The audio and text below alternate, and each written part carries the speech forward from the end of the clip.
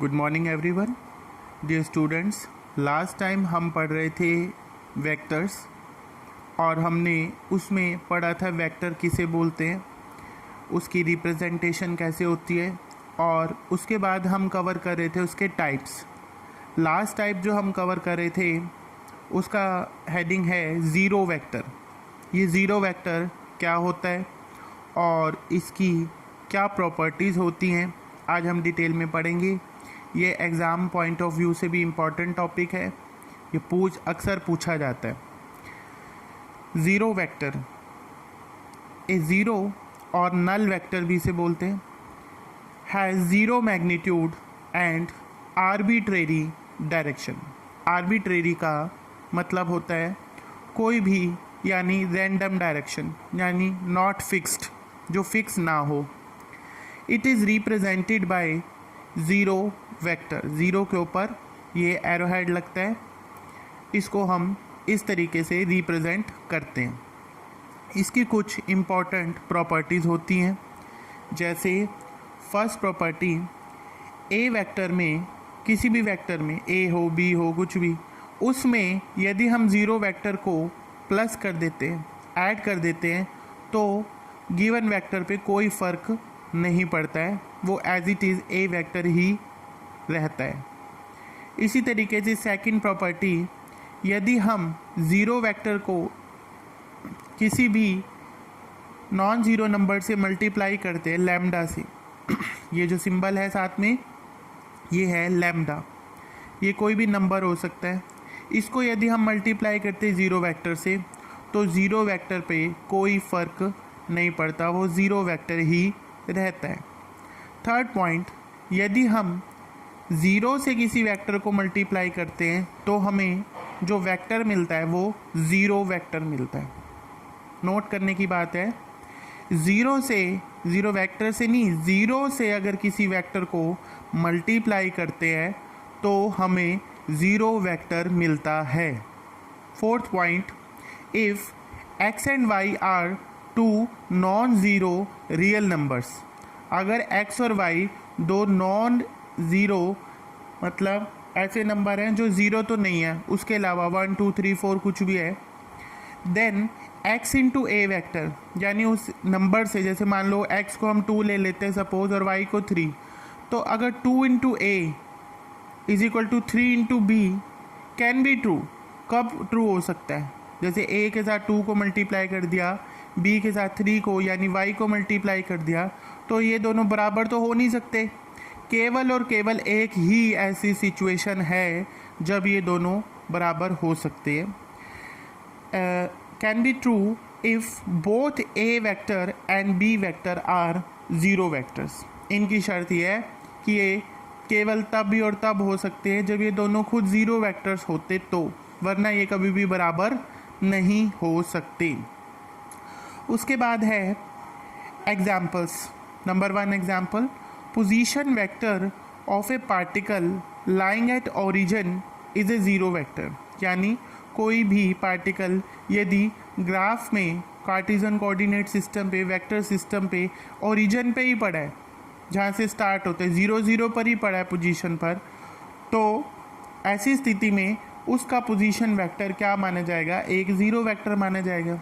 यानी उसकी कोई डायरेक्शन तो है बट उसका मैग्नीट्यूड कुछ भी नहीं है। डायरेक्शन भी कुछ भी हो सकती है, एक्स में भी जाने को हो सकता है स्टार्ट, वो वाई में भी जा सकता है, जेड में भी जा सकता है, प्लेन में भी जा सकता है।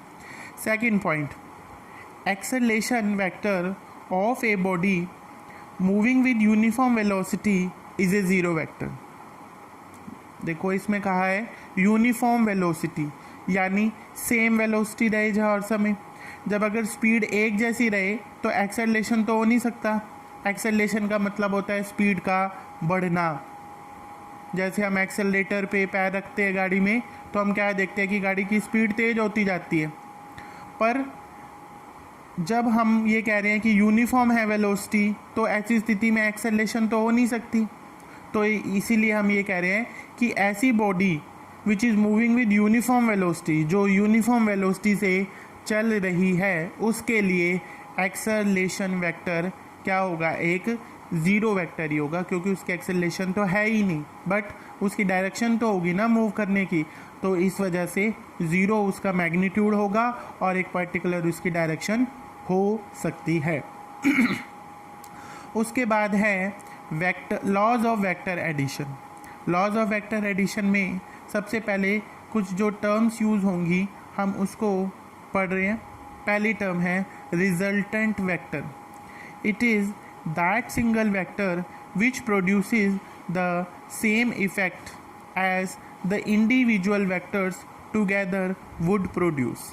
यानी ये 2 वेक्टर हैं, 3 हैं, 4 हैं, ये उन सब का जोड़, यानी उन सब का नेट रिजल्टेंट वेक्टर को हम बोलते हैं। इसका मतलब क्या होता है कि ये रिजल्टेंट वेक्टर अकेला ऐसा काम करता है जितना कि वो सारे वेक्टर्स मिल कर के करते हैं। जैसे कि एक बॉडी पर फोर्स लग रही है, एक लेफ़्ट से लग रही है, एक थोड़े साइड से लग रही है, तो उन सब के एक नेट फोर्स वेक्टर भी बनेगा कि टोटल फोर्स किस तरफ बनी, टोटल फोर्स किस तरफ बनी। मान लो कि एक बड़ा सा बक्सा है, उसे तुम्हें खिसका के एक जगह से दूसरी जगह लेकर के जाना है, तो आपने उसको जोर लगाया, आपने देखा कि वो आपसे नहीं खिसका, तो आपने अपने दोस्त को बुलाया कि मुझे हेल्प कर, इसको थोड़ा वहाँ तक लेके जाना है। तो आप दोनों ने या एक और दोस्त, तीनों ने मिलकर के इस पे फोर्स लगाया और हमने देखा कि ये बॉक्स जो है वो एक तरफ से उठ करके खिसक के कहाँ आगे ले गए। तो यानी आप तीनों ने एक ही पॉइंट पे हाथ थोड़ी ना लगाया, आप तीनों ने क्या किया, किसी ने कहीं से फोर्स लगाया, किसी ने कहीं से, किसी ने कहीं से, पर आप तीनों का जो नेट फोर्स है वो एक पर्टिकुलर डायरेक्शन में लगा, जिसके कारण बॉडी जो है वो 3 जगह पे नहीं गई, सिर्फ एक ही जगह पे मूव करी। कहाँ पर? जहाँ पर आपके रिजल्टेंट वेक्टर की डायरेक्शन होगी। तो समझ आया आपको रिजल्टेंट वेक्टर? आइए इसकी डेफिनेशन फिर देखते हैं। It is that single vector which produces the same effect as the individual vectors together will produce, जितना कि वो मिल करके काम करते हैं। उसके बाद नोट करने की बात है, the 2 vectors can be added only if they are of same nature. यानी 2 वेक्टर्स जुड़ते कब हैं? 2 वेक्टर्स भी केवल तब जुड़ते हैं जब वो सेम नेचर के हो। जैसे वेलोसिटी एग्जाम्पल दिया है, velocity can't be added to force. यानी वेलोसिटी की कुछ वैल्यू दे रखी है, फोर्स की कुछ वैल्यू दे रखी है, तो हम उसे थोड़ा ना जोड़ सकते हैं, क्योंकि वेलोसिटी और फोर्स अलग अलग चीज़ें हैं। यानी वेलोसिटी में वेलोसिटी को आप जोड़ सकते हैं, फोर्स में फोर्स को आप जोड़ सकते हैं, बट वेलोसिटी और force are the 2 different quantities that can not be added. तो यही लिखा है, the different physical quantities like force can not be added to velocity.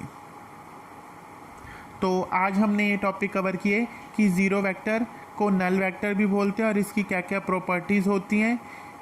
और उसके बाद हमने पढ़ा लॉज ऑफ वेक्टर एडिशन। इसके अंदर बहुत ज़्यादा यूज़ होने वाली टर्म थी रिजल्टेंट वेक्टर, और उसकी प्रॉपर्टीज़ भी पढ़ी कि किस वेक्टर को किस में जोड़ा जा सकता है। इवन इसकी एक और ये भी प्रॉपर्टी है कि 2 वेक्टर्स को हम सब्ट्रैक्ट कर सकते हैं, नहीं कर सकते। कैसे नहीं कर सकते? क्योंकि उनकी डायरेक्शन को कैसे सब्ट्रैक्ट करेंगे?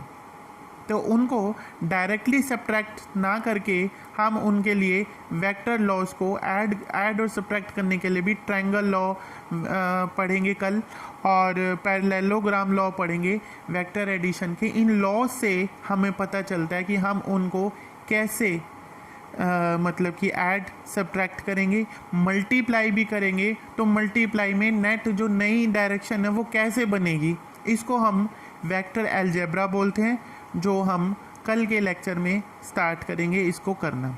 अभी हमने सारे वेक्टर क्वांटिटीज़ पढ़ ली, और हमने फिर उसके बाद वेक्टर्स के टाइप पढ़े, उनकी प्रॉपर्टीज़ पढ़ी, उसके बाद रिजल्टेंट वेक्टर पढ़ा। कल हम ट्रायंगल लॉ, पैरेललोग्राम लॉ और उसके बाद पॉलीगन लॉ पढ़ेंगे, जिससे हम ये देखेंगे कि वेक्टर्स को कैसे ऐड, सब्ट्रैक्ट और मल्टीप्लिकेशन करते हैं। इस सब के बारे में पढ़ेंगे। Thank you.